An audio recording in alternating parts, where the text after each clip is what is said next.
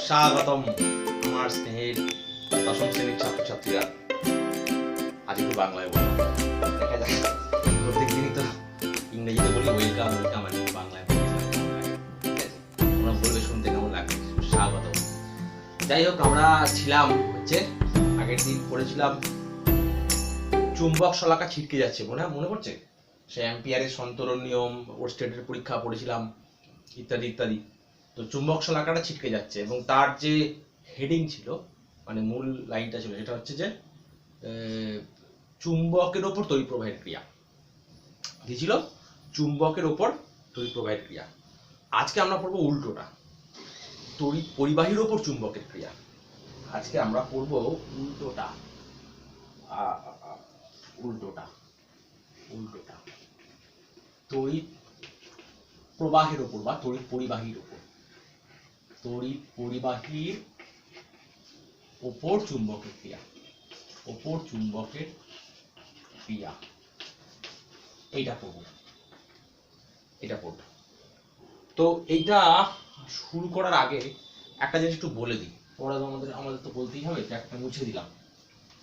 একটা জিনিস একটু আলোচনা করে দিই, সেটা হচ্ছে সলিনয়েড। সলিনয়েড একটু আলোচনা করে দিই। সলিনয়েড, সলিনয়েড হচ্ছে, ধরো একটা খাতা বা বই, কি বলি, ধরো এটা একটা খাতা আছে, ঠিক আছে? এর ওপর অন্তরিত পরিবাহী তার বা তামার তার, অন্তরিত মানে উপরে কোটিং দেওয়া আছে, অন্তরিত পরিবাহী তার এর ওপর জড়ালাম এরকম করে, পাক দিলাম, পাক দিয়ে এইদিকে প্রান্তটা বেরিয়ে এলো। তাহলে এর এদিকে একটা প্রান্ত বেরিয়ে এলো, আবার এদিকে একটা প্রান্ত বেরিয়ে এলো, এরকম পাকানো আছে। এবং পাকগুলো এটা হচ্ছে এই অক্ষের সঙ্গে লম্বভাবে থাকবে, এটাকে বলা হয় অক্ষ, সলিনয়েডের অক্ষ। তো এর আবার একটা অপরিবাহী পদার্থ, উপরিবাহী পদার্থের উপর ওই অন্তরিত তামার তার জড়িয়ে তার দুটো প্রান্ত বেরিয়ে এলো, এদিকে একটা প্রান্ত বেরিয়ে এলো, আবার এদিকে একটা প্রান্ত বেরিয়ে এলো। এবার এখানে আমি একটা ব্যাটারি যোগ করে দিলাম, ব্যাটারি এদিকে মুভ করে বা এদিকে মুভ করে যোগ করে দিলাম। যোগ করলে হবে কি, ব্যাটারি থেকে তড়িৎ প্রবাহিত হয়ে এইদিকে পাক খেতে খেতে এই প্রান্ত দিয়ে তড়িৎ প্রবাহ বেরিয়ে আসবে। তাহলে একটা এর মধ্যে দিয়ে পরিবাহিত হবে তারটা, ডিসি মানে একটা ব্যাটারির কারেন্টের মধ্যে প্রবাহিত হবে। এটা তখন অনেকটা চুম্বকের মতো কাজ করবে। এই গোটা সমগ্র ব্যবস্থাটাকে বলা হয় একটা সলিনয়েড। আমি যদি এটাকে বের করে নিই এরকম ভাবে, তাহলে কি হবে, এখানে পাকানো তারগুলো থেকে যাবে, সেটা হচ্ছে মজ্জাবিহীন সলিনয়েড, এটাও সলিনয়েড। তো যাই হোক, তো এই সলিনয়েডটা একটা দণ্ড চুম্বকের মতো আচরণ করে। এবার এর কোন দিকে নর্থ কোন দিকে সাউথ সেটা একটু জানতে হবে। তাহলে আমি একটু ছবিটা আঁকি, আবার আমি একটা ছবিটা আঁকি। তাহলে সংক্ষেপে আলোচনা করব, বেশি বড় করব না, একটু লাগবে তো জিনিসটা। হ্যাঁ, এটাই হচ্ছে সলিনয়েড। তো এর মধ্যে দিয়ে তড়িৎ প্রবাহিত হচ্ছে, দেখো তড়িৎ প্রবাহিত হচ্ছে এইদিকে, এই পাককে এইদিকে, এই পাক খেতে খেতে যাচ্ছে, পাক খেতে খেতে যাচ্ছে, এইভাবে বেরিয়ে আসছে। এই এর মধ্যে তড়িৎ প্রবাহিত হচ্ছে। তাহলে এর একদিকে নর্থ পোল হবে, একদিকে সাউথ পোল হবে। এর জন্য আবার চুম্বকের মতো বলরেখা সৃষ্টি হবে, এর জন্য আবার চুম্বকের মতো বলরেখা সৃষ্টি হবে। কোন দিকে নর্থ কোন দিকে সাউথ হবে সেটা আমি একটু বলবো। তার আগে এটা খুব গুরুত্বপূর্ণ, এটা আমাদের পরে আবার লাগবে, ওই জন্য আমরা আলোচনা করে দিচ্ছি এখানে। তোমাদের বইতেও দেখবে ঠিক এরকম পজিশনে আছে। ধরো এই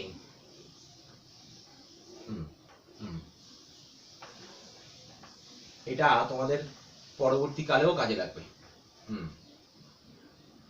পরবর্তীকালেও কাজে লাগবে। আরেকটা জিনিস বলতে ভুলে গেছি, এটা দশম শ্রেণী শুধু নয়, এটা দ্বাদশ শ্রেণীর জন্যও বটে। তাহলে আমার সুস্বাগতম দ্বাদশ শ্রেণীর ছাত্রদের জন্য সুস্বাগতম। তো তড়িৎ প্রবাহিত হচ্ছে এইদিকে গিয়ে এইদিকে ফিরে আসছে তড়িৎটা, আর এটার ক্ষেত্রে এইদিকে তড়িৎ প্রবাহিত হচ্ছে, এইদিকে গিয়ে হচ্ছে এইদিকে ফিরে আসছে, এইভাবে তড়িৎ প্রবাহিত হচ্ছে। তো আমি যখন দেখব যে তড়িৎ প্রবাহিত হচ্ছে একটা বৃত্তাকার লুপে তড়িৎ প্রবাহিত হচ্ছে এবং ঘড়ির কাঁটার দিকে, তখন সেই দিকে সামনে থেকে দেখলে সেই দিকে হবে সাউথ পোল। কি মেরু হবে? সাউথ মেরু বা দক্ষিণ মেরু। আর এখানে যখন দেখব যে তড়িৎ প্রবাহিত হচ্ছে ঘড়ির কাঁটার উল্টো দিকে, তখন এখানে হবে নর্থ মেরু, নর্থ মেরু। এটা সাউথ, এটা নর্থ। মানে ঘড়ি, আমি পরিবাহী তারকে সামনে থেকে দেখবো, লম্বভাবে তাকাবো, আমি দেখছি ঘড়ির কাঁটার দিকে তড়িৎ প্রবাহিত হচ্ছে, তাহলে সেই দিকে সামনে কি মেরু তৈরি হবে? নর্থ মেরু। ঘড়িকাটার দিকে হচ্ছে না, দিকে হলে সাউথ মেরু। আর দেখো লম্ব হবে, যদি ঘড়িকাটা উল্টো দিকে তড়িৎ প্রবাহিত হয় তাহলে নর্থ মেরু। এটা বোঝার জন্য এই সাউথ আর নর্থকে একটু কায়দা করে লেখা হয়। এই এস লিখে মাথায় একটা তীর চিহ্ন দিতে হয়, এই এই এই। এবার দেখো আর বলতে হবে না, এবার নিজেরাই বুঝতে পারবে। তাহলে এস মানে কি? ঘড়ি কাঁটার দিকে কার তড়িৎ প্রবাহিত হচ্ছে, আর এন মানে কি? ঘড়ি কাঁটার উল্টো দিকে তড়িৎ প্রবাহিত হচ্ছে। তাহলে এটা সিস্টেম শিখলাম, এটা আমাদের আবার ওই লেঞ্জের সূত্র আবেশ ওখানে গিয়ে লাগবে। তাহলে এবার চলে আসে আবার এখানে সলিনয়েডে চলে আসি। তো সলিনয়েডে তাহলে এইদিকে তড়িৎ প্রবাহিত হচ্ছে, দিয়ে এইদিকে পাক খাচ্ছে। ধরো এখান থেকে দেখে যেটা ঘড়ি কাঁটার দিকে পাক খাচ্ছে, তাহলে এখানে তৈরি হবে সাউথ মেরু। তাহলে অটোমেটিক্যালি দেখবে এইদিকে তৈরি হবে নর্থ মেরু। তাহলে এদিক থেকে তাকালে দেখবে ঘড়ি কাঁটা উল্টো দিকে প্রবাহিত হচ্ছে, তাহলে এইদিকে হবে নর্থ মেরু, এইদিকে হবে সাউথ মেরু। এবং মাঝখানে কিন্তু কোনো মেরু তৈরি হবে না। কেন তৈরি হবে না? কারণ এর যদি এই পাকটার জন্য, এই পার্টিকুলার এই পাকটার জন্য এখানে সাউথ মেরু হলো, এখানে নর্থ মেরু হলো। আবার এই পাকটার জন্য কি হবে? এই পাকটার জন্য এখানে সাউথ মেরু হবে আর এইদিকে নর্থ মেরু হবে। তাহলে এই নর্থ আর সাউথ পরস্পরকে কি করবে? মাঝখানগুলো পরস্পরকে প্রশমিত করে দেবে। তাহলে আলটিমেট এন্ডে থাকবে একটা সাউথ একটা নর্থ। তাহলে এর মধ্যে দিয়ে বলরেখা হবে এইরকম, চিহ্ন দিয়ে এইভাবে বলরেখা থাকবে। তোমরা একটু বইটা দেখে নেবে, আমি আর বেশি আলোচনা করছি না, জাস্ট একটুখানি এটা বলে রাখলাম। আমরা এখন পড়বো ফ্লেমিং এর বাম হস্ত নিয়ম। আমরা এবার কোনটা পড়ছি? আমরা পড়ছি পরিবাহীর ওপর চুম্বকের ক্রিয়া। আগের দিন পড়েছি চুম্বকের ওপর তড়িৎ প্রবাহের ক্রিয়া, আজকে পড়ছি তড়িৎ পরিবাহীর ওপর বা তড়িৎ প্রবাহের ওপর চুম্বকের ক্রিয়া।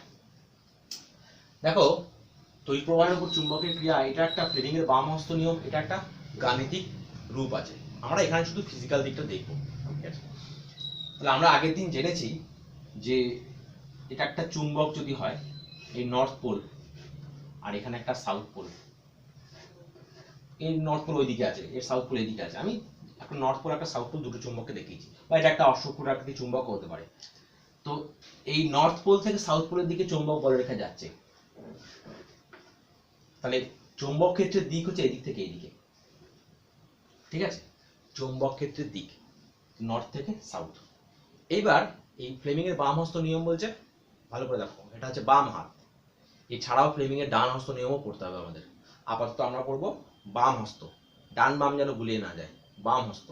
তাহলে এই বাম হাত, বাম হাতের আঙুলগুলো সব জানো, বৃদ্ধাঙ্গুষ্ঠী, তর্জনী, মধ্যমা, অনামিকা, আর এটা হচ্ছে কনিষ্ঠা। তাহলে এই দুটো ছোট দুটো বাদ, এটা হচ্ছে এলেবেলে, এটা বাদ। তাহলে এই প্রথম তিনটে আঙুলকে এমনভাবে প্লেস করতে হবে যে এরা পরস্পর সমকোণে থাকবে। তাহলে এই হাত ইয়ে করলাম, এইটা এইটা আর এর সঙ্গে হচ্ছে এইটা। তাহলে দেখো এর সঙ্গে এটা 90 ডিগ্রি, তর্জনীর সঙ্গে মধ্যমা 90 ডিগ্রি, আবার মধ্যমার সঙ্গে বৃদ্ধাঙ্গুলি 90 ডিগ্রি, আবার বৃদ্ধাঙ্গুলির সঙ্গে তর্জনীয় 90 ডিগ্রি। ঠিক এইভাবে যদি ভালো করে দেখতে পাচ্ছি না, দেখো আমি চারিদিক থেকে দেখাচ্ছি, 3 ডাইমেনশনে দেখাচ্ছি, ঠিক আছে?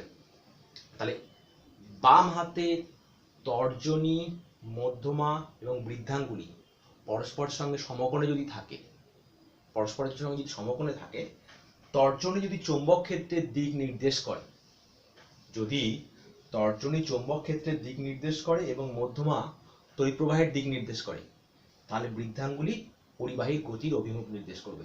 এখানে বুঝতে হবে কিন্তু তর্জনী মানে চৌম্বক ক্ষেত্রের দিক, এবং চৌম্বক ক্ষেত্রের দিকটা হচ্ছে এই দিক থেকে এই দিকে। মধ্যমা মানে তড়িৎ প্রবাহের দিক, তাহলে এদিক থেকে এদিকে নয়, নিচে থেকে ওপর দিকে নয়, উপর থেকে নিচের দিকে তড়িৎ প্রবাহের দিক। আর বৃদ্ধাঙ্গুলি হচ্ছে এদিক থেকে এইদিকে ছিটকে যাওয়ার দিক। আরেকটু বলি, তাহলে আরেকটু বলি। হ্যাঁ, ধরা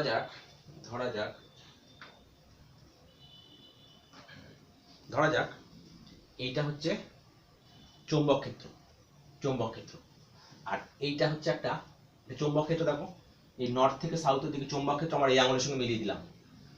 আর পরিবাহী তার, একটা পরিবাহী তার আছে এদিক থেকে এইদিকে, এবং সেই তারে তড়িৎ প্রবাহিত হচ্ছে ওপর থেকে নিচের দিকে। এই মাঝখানে আছে, ওপর থেকে নিচের দিকে তড়িৎ প্রবাহিত হচ্ছে। তাহলে আমি এই দুটোর সঙ্গে আগে মেলাই, এই দুটো আগে মেলাবো, বৃদ্ধাঙ্গুলি লাস্টে। তাহলে চৌম্বক ক্ষেত্রের সঙ্গে এই আঙুলটা চৌম্বক ক্ষেত্র মিলিয়ে দিলাম, তড়িৎ পরিবাহী তারের সঙ্গে তড়িৎ প্রবাহের দিকের সঙ্গে এই মধ্যমা মিলিয়ে দিলাম। আমার বুড়ো আঙুল কোন দিকে আছে? বোর্ড থেকে বাইরের দিকে। তাহলে এখানে একটা তার থাকলে সেই তার এই দিকে ছিটকে যাবে, মানে তারের ওপর একটা বল এইদিকে প্রযুক্ত হবে।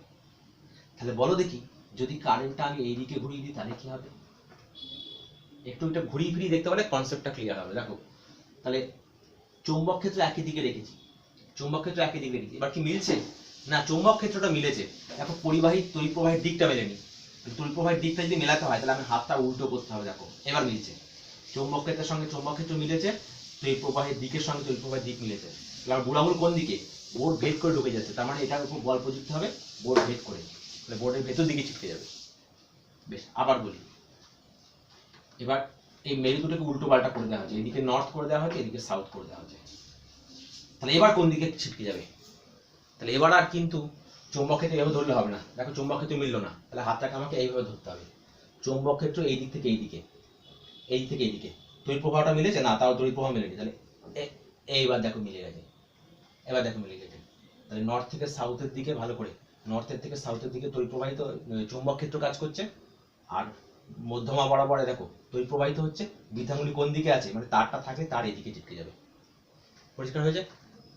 তাহলে বলো দেখি, এটা হচ্ছে এই বোর্ডটা হচ্ছে, এই বোর্ড হচ্ছে নর্থ মেরু, এই বোর্ড হচ্ছে নর্থ মেরু, আর তোমাদের দিকে আছে সাউথ মেরু। তাহলে চৌম্বক ক্ষেত্র এইদিকে আছে, এদিক থেকে এদিকে। তাহলে কারেন্ট যদি নিচে থেকে ওপর দিকে ওঠে তাহলে তার কোন দিকে ছিটকে যাবে? এই তার, এই পরিবাহী তার, যদি তারের মধ্যে দিয়ে কারেন্ট এইটা যদি নিচের দিক থেকে ওপর দিকে ওঠে তাহলে সেটা কোন দিকে ছিটকে যাবে? কোন দিকে ছিটকে যাবে? তাহলে চৌম্বক ক্ষেত্র কোন দিকে? এই মিলিয়ে দিলাম। কারেন্ট নিচে থেকে ওপর দিকে, নিচে থেকে ওপর দিকে, তাহলে কারেন্ট মেলেনি এখনো। এই দেখো মিলে গেল, এই দেখো মিলে গেল। তাহলে কারেন্ট নিচে থেকে ওপর দিকে, তাহলে বুড়ো আঙুল কোন দিকে? বুড়ো আঙুল কোন দিকে? এইদিকে। তাহলে তারটার উপর এইদিকে বল প্রযুক্ত হবে, তারটার উপর এইদিকে বল প্রযুক্ত হবে। তাহলে এই হচ্ছে ফ্লেমিংয়ের বাম হস্ত নিয়ম। আর ফ্লেমিংয়ের বাম হস্ত নিয়ম কি? বাম হাতের তর্জনী, মধ্যমা এবং বৃদ্ধাঙ্গুলিকে সমকোণে রেখে প্রসারিত করলে যদি তর্জনী চৌম্বক ক্ষেত্রের দিক নির্দেশ করে, মধ্যমা তড়িৎ প্রবাহের দিক নির্দেশ করে, তাহলে বৃদ্ধাঙ্গুলি পরিবাহীর গতির অভিমুখ নির্দেশ করবে। আমাদের যে ফ্যান ঘোরে, আমাদের যে ফ্যান ঘোরে, বিভিন্ন মোটর ফটর ঘোরে, সেই মোটরগুলো এই নীতি অনুসারেই ঘোরে, এই নীতি অনুসারেই ঘোরে। এই জন্য এই নিয়মকে মোটর নিয়মও বলা হয়। পরিষ্কার হয়েছে? চলে এসেছি আমরা ফ্লেমিংয়ের বামহস্ত নিয়মের বা মোটর নিয়মের একটা অ্যাপ্লিকেশন। এবং এটা একটা মোটরই। বারলো চক্রকে আমাদের প্রশ্ন আসে, বারলো চক্র কি মোটর বলা যায়? হ্যাঁ, মোটর বলা যায়। মোটরে হচ্ছে তড়িৎ শক্তি যান্ত্রিক শক্তিতে রূপান্তরিত হয়, এখানেও তড়িৎ শক্তি যান্ত্রিক শক্তিতে রূপান্তরিত হয়। এবং বারলো চক্র হচ্ছে ফ্লেমিংয়ের বামহস্ত নিয়মের একটা সবচেয়ে সহজতম, সহজ সরল অ্যাপ্লিকেশন হচ্ছে বারলো চক্র। তো বারলো চক্র বই, ছবিটা তোমরা বই থেকে একটু দেখে নেবে। আমি এখানে একটা ওই কিছুটা গ্রাফিক্যাল চিত্রের মতো একটা চিত্র এঁকেছি, জাস্ট এটাকে বোঝার জন্য। দেখো এটা হচ্ছে একটা ধাতুর পাতলা ধাতব হচ্ছে চক্র, এবং এর কয়েকটা ফলা আছে, এগুলোকে দাঁত বলি বাংলায়। তো এই যে এই ফলাগুলো রয়েছে, আর এর মাঝখানে ফলাগুলোর সঙ্গে একটা তার যুক্ত করা আছে, এর সঙ্গে এসে মানে এর মধ্যে দিয়ে তড়িৎ প্রবাহিত হতে পারে আর কি। আর এখানে একটা ব্যাটারি লাগানো আছে, আরো সিস্টেম আছে, একটা কার্ডবোর্ড আছে, কার্ডবোর্ড বা কাঠের উপর সেট করা আছে সিস্টেম আছে, সেগুলো আঁকিনি, এত কিছু আঁকা যাবে না, মেইন বোঝার জন্য। এইখানে একটা অশ্বক্ষুর আকৃতি চুম্বক রয়েছে, ঠিক আছে? এইভাবে রয়েছে, কিন্তু মানে এইভাবে এঁকেছি আমি, কিন্তু এভাবে নয়, এটা এইভাবে রয়েছে। মানে এটা নর্থ পোল, ওটা সাউথ পোল। তাহলে চৌম্বক ক্ষেত্র কিন্তু এইভাবে কাজ করছে, বাইরে থেকে বোর্ডের ভেতর দিকে কাজ করছে, খেয়াল করো। বেশ, এইটা একটা পাত্রে, এই যে কালারের পাত্রে, এখানে পারদ রয়েছে, মার্কারি। তোমরা জানো মার্কারি একটা মেটাল ধাতু, কিন্তু তরল, এবং তড়িৎ পরিবহন করে। তো কি হলো, আমি এবার সুইচটা অন করলাম, এখানে একটা সুইচও করে দিই, এখানে একটা চাবি অন করে দিই, একটা চাবি করে দিলাম। ব্যাস, চাবি খোলা মানে কি, কারেন্ট যাচ্ছে না, চাবিটা অন করলাম কারেন্ট যাবে, সুইচের মতো। মানে যখনই চাবিটা অন করলাম আমি, তখন এর মধ্যে দিয়ে তড়িৎ প্রবাহিত হয়ে দেখো নিচের দিকে নামছে, নিচের দিকে নেমে এই দাঁত হয়ে, এই যেটা হচ্ছে পারদ হয়ে এদিক দিয়ে বেরিয়ে আসছে, এবং এই পারদ সহ এটা রয়েছে হচ্ছে দুটোর মাঝখানে। তাহলে চৌম্বক ক্ষেত্রের মাঝখান দিয়ে তড়িৎ প্রবাহিত হচ্ছে, দেখো যেটা মূল বিষয়, চৌম্বক ক্ষেত্রের মাঝখান দিয়ে তড়িৎ প্রবাহিত হচ্ছে। তাহলে এর উপর একটা বল কাজ করবে কি করবে না? করবে কি করবে না? করবে। চৌম্বক কোন দিকে বল কাজ করবে হিসেব করো। তাহলে এই যে সূত্র আমাদের, চৌম্বক ক্ষেত্র, এই যে চৌম্বক ক্ষেত্র, বাইরে থেকে ভেতর দিকে বলেছি, বোর্ডের ভেতর দিকে আছে, দেখো মিলে যাচ্ছে। এটা কিন্তু এইভাবে রয়েছে, বোর্ডের ভেতর দিকে আঁকা যায়নি বলে আমি এইভাবে দিয়েছি, নর্থ থেকে সাউথের দিকে এইভাবে রয়েছে। কারেন্ট দেখো মিলেছে, দেখো ওই আমার মধ্যমা নিচের দিকে, দেখো কারেন্টও নিচের দিকে মিলে যাচ্ছে। তাহলে আমার বুড়ো আঙুল কোন দিকে, দেখো বুঝতে পারছো কিনা, আমার বুড়ো আঙুল কোন দিকে, এই দিকে, বুড়ো আঙুল এই দিকে। তাহলে এর ওপর এই দিকে একটা বল কাজ করবে, এই চক্রের ওপর এই দিকে একটা বল কাজ করবে। সঙ্গে সঙ্গে এই চক্রটা এখান থেকে এই প্রযুক্ত বলের জন্য এইখান থেকে ছিটকে এদিকে বেরিয়ে আসবে। বেরিয়ে এলেই কানেকশন হচ্ছে ডিসকানেক্ট হয়ে যাবে, কারণ এই যে আর এখানে টাচ করবে না তো, দাঁতটা টাচ করে নেই তো, ডিসকানেক্ট হয়ে গেল। ডিসকানেক্ট হয়ে গেলেই আর তড়িৎ প্রবাহিত হবে না। কিন্তু গতিজাডের জন্য এ যখন এই সরে এদিকে আসবে, তখন এই দাঁতটা এসে আবার এর সঙ্গে লেগে যাবে। তাহলে এই দাঁতটা এসে যখন এর সঙ্গে লেগে যাবে, তখন আবার তড়িৎ প্রবাহিত হবে। তাহলে আবার এরকম, আবার এদিকে বল প্রযুক্ত হবে। তাহলে এ এসে যখন এখানে লাগবে, তখন আবার এ ছিটকে যাবে এদিকে, তখন আবার পরেরটা এসে লেগে যাবে। এই প্রক্রিয়া ক্রমান্বয়ে চলতে থাকবে এইভাবে। দিস ইজ বার্লো চক্র এবং এ সিম্পল মোটর। বার্লো চক্র হচ্ছে বিজ্ঞানী বার্লো আবিষ্কার একটা সিম্পল মোটর। তাহলে এই বার্লো চক্র বর্ণনা এসব আসবে কিনা জানি না, আসার সম্ভাবনা কম। তো কিন্তু বার্লো চক্র আমাদের কনসেপ্টটা নিতে হবে, পড়তে হবে, আর কয়েকটা জিনিস একটু জানতে হবে এখান থেকে।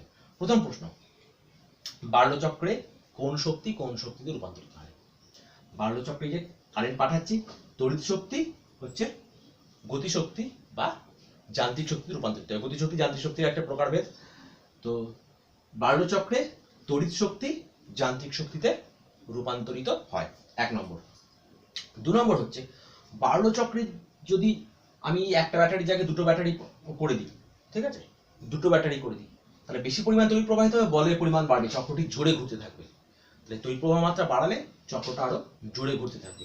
চুম্বকের শক্তি যদি বাড়াই, তাহলেও প্রযুক্ত বলের পরিমাণ বাড়বে, তাহলে চক্রটা জোরে ঘুরতে থাকবে।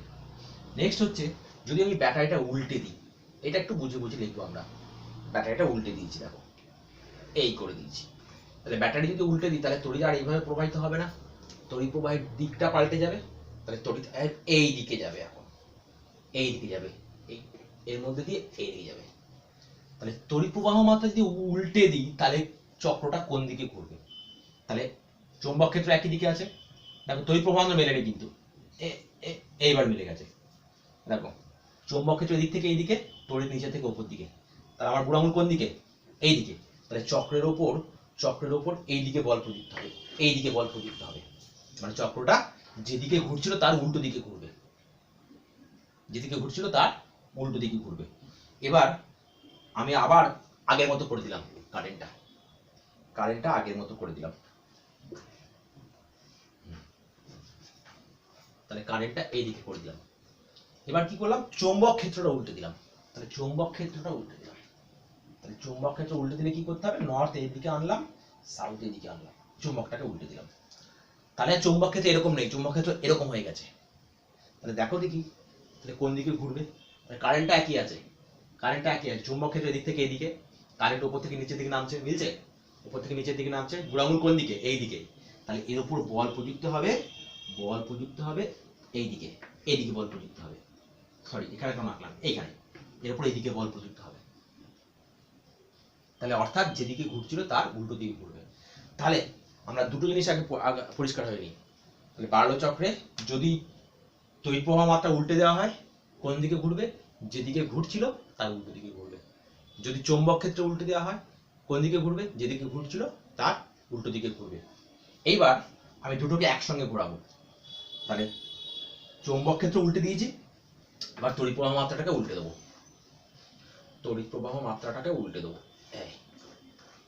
কারেন্টটাকে এইদিকে করে দেবো, এইদিকে। দুটোকে একসঙ্গে ঘুরিয়ে দিয়েছি। এবার দেখো মাইনাসে মাইনাসে প্লাস হবে। তাহলে চৌম্বক ক্ষেত্র হচ্ছে এইদিকে, এইরকম হবে।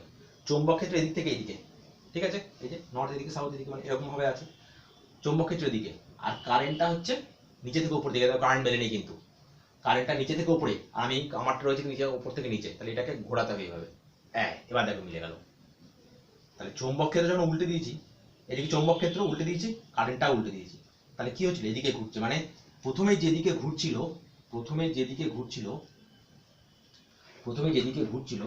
সেদিকেই ঘুরবে। তাহলে আবার আসি একই আলোচনায়। বার্লো চক্রে তড়িৎ প্রবাহ মাত্রা উল্টে দিলে কি হবে? যেদিকে ঘুরছিল তার উল্টো দিকে ঘুরবে। চৌম্বক ক্ষেত্রে উল্টে দিলে কি হবে? যেদিকে ঘুরছিল তার উল্টো দিকে ঘুরবে।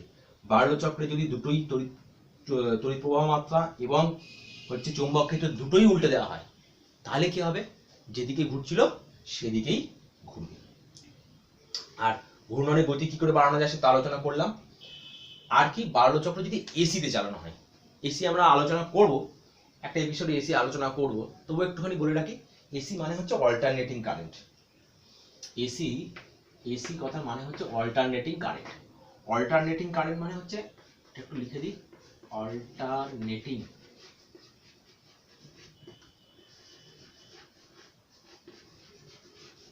এসি মানে হচ্ছে অল্টারনেটিং কারেন্ট। অল্টারনেটিং কারেন্ট মানে হচ্ছে দিক পরিবর্তন করবে। অল্টারনেটিং কারেন্ট মানে হচ্ছে এখানে যদি একটা এসি সোর্স থাকে, এসি সোর্সকে এইভাবে আঁকা হয় সাধারণত, এই এসি সোর্স থাকে, তাহলে এর কোনো একটা মুহূর্তে এইদিকে প্লাস এইদিকে মাইনাস, তাহলে তড়িৎটা কি এই দিক দিয়ে এইদিকে প্রবাহিত হবে, এদিকে প্রবাহিত হবে। পরের মুহূর্তে এইটা প্লাস এটা মাইনাস হয়ে যাবে, তাহলে তখন কারেন্টটা আবার এদিকে প্রবাহিত হবে। এবং এটা তোমার 1 সেকেন্ডের মধ্যে 100 বার দিক পরিবর্তন করবে। ঠিক আছে, আমাদের দেশের যে এসি গুলো আছে, তাহলে 1 সেকেন্ডে যদি 100 বার এদিক ওদিক করে, তাহলে খুব দ্রুত দিক পরিবর্তন করছে। তাহলে একবার এদিক থেকে এদিকে যাবে, আবার এদিক থেকে এদিকে যাবে। ধরা যাক কোন একটা মুহূর্তে এই দিকটা হচ্ছে প্লাস, তাহলে এই দিকটা প্লাস মানে নিচে থেকে উপর দিকে তড়িৎ প্রবাহিত হচ্ছে। তাহলে এই নর্থ এদিকে আছে, নর্থ এদিকে করে দিই আমি, আমার দেখাতে সুবিধা হবে। এইখান থেকেই হয়ে যাবে, তাহলে নর্থ এদিকে সাউথ ওদিকে, তাহলে এদিকে প্লাস, তাহলে তড়িৎ প্রবাহিত হচ্ছে নিচে থেকে উপরের দিকে। ঠিক আছে, তাহলে এই দেখো মিলেছে, নর্থ এদিকে সাউথ ওদিকে, আর তড়িৎ প্রবাহিত নিচে থেকে উপর দিকে। তাহলে এর উপর বল কোন দিকে প্রযুক্ত হবে? বল প্রযুক্ত হবে এই দিক বরাবরে, এবং ওইদিকে ও যখন ঘুরতে যাবে, যে মুহূর্তে ও ঘুরতে যাবে সেই মুহূর্তে তার আগেই তো দিক পরিবর্তন হয়েছে। ওকে ধাক্কা দিলে ও তো সরবে, সরার আগেই আবার দিক পরিবর্তন হয়ে যাবে। সরার আগেই ওইদিকে যখন যাওয়ার প্রবণতা শুরু হবে, ও যখন মনে করে ওইদিকে যাবো, তখন তার আগে আবার এদিকে ঠেলবে। তাহলে ও সেই একটা লোককে এরকম এরকম এরকম করলে যেমন হয় সেরকম হবে। তাহলে ও ওইদিকে যাওয়ার আগেই আবার কারেন্টের দিক পরিবর্তন হয়ে গেছে। কারেন্ট যখন আবার এই দিকটা প্লাস এই দিকটা মাইনাস হয়ে গেছে, তখন কারেন্ট আবার এইদিকে যাবে। তাহলে কারেন্ট আবার এইদিকে যাওয়া মানে কি, এই এরকম হয়ে গেল, তখন আবার এইদিকে বল প্রযুক্ত হবে, তখন আবার এইদিকে বল প্রযুক্ত হবে। তাহলে ও তখন এই এই এই এই নড়বে না, এত তাড়াতাড়ি হবে, এর উপর আলটিমেট কোনো দিকেই আর বল প্রযুক্ত হবে না, এ তখন চলবেই না, ঘুরবেই না। তাহলে বার্লো চক্র এসি প্রবাহে চলে কি? প্রশ্নটা আসে। বার্লো চক্র এসি প্রবাহে কার্যকর থাকে না। তাহলে আমরা বার্লো চক্র বুঝলাম এবং বার্লো চক্র সংক্রান্ত কিছু প্রশ্ন এখানে আলোচনা করলাম। তাহলে এই এপিসোডে আমরা কি কি পড়লাম? আমরা পড়লাম, একটু রিক্যাপ করে নিই। আমরা পড়লাম হচ্ছে সলিনয়েড কাকে বলে, সলিনয়েডের কোন দিকে নর্থ কোন দিকে সাউথ মেরু তৈরি হয়, বা একটা তারের বৃত্তাকার তারের মধ্যে দিয়ে যখন তড়িৎ প্রবাহিত হয় তখন তার কোন দিকে কোন মেরুটা তৈরি হয়, সেই নিয়মটা শিখলাম। আর তারপরে শিখলাম তড়িৎ পরিবাহীর ওপর চুম্বকের ক্রিয়া, সেই সংক্রান্ত ফ্লেমিংয়ের বাম হস্ত নিয়ম। বাম হাতের তর্জনী মধ্যমা বৃদ্ধাঙ্গুলি সমকোণে প্রসারিত করলে যদি চৌম্বক তর্জনী চৌম্বক ক্ষেত্রের দিক নির্দেশ করে এবং মধ্যমা তড়িৎ প্রবাহের দিক নির্দেশ করে, তাহলে বৃদ্ধাঙ্গুলি পরিবাহীর গতির অভিমুখ নির্দেশ করবে। এটা পড়লাম এবং এর একটা সিম্পলেস্ট অ্যাপ্লিকেশন হচ্ছে বার্লো চক্র পড়লাম। আমরা পরের ভিডিওতে আলোচনা করব হচ্ছে মোটর খুব গুরুত্বপূর্ণ। মোটরটাও একটা বার্লো চক্রের অ্যাপ্লিকেশন, বার্লো চক্র বলছি, একটা ফ্লেমিং বাউন্স নিয়মের অ্যাপ্লিকেশন, বার্লো চক্রেরই পরিবর্তিত রূপ মোটর। ঠিক আছে, তো আজকের ভিডিও এইটুকুই। তোমরা এটা খুব ভালো করে পড়বে, কারণ এখান থেকে একটা না একটা কোনো হয় এমসিকিউ, নালে এসিকিউ, নালে হচ্ছে বড় থাকবেই থাকবে। খুব গুরুত্বপূর্ণ ফ্লেমিংয়ের বাম হস্ত নিয়ম এবং এই সংক্রান্ত বার্লো চক্র এবং হচ্ছে তোমার মোটর, এগুলো খুব গুরুত্বপূর্ণ। বারবার পড়বে এবং বোঝার চেষ্টা করবে। কোনো অসুবিধা হলে কমেন্ট সেকশনে লিখে জানাবে। তাহলে আজকের ভিডিও এটুকু।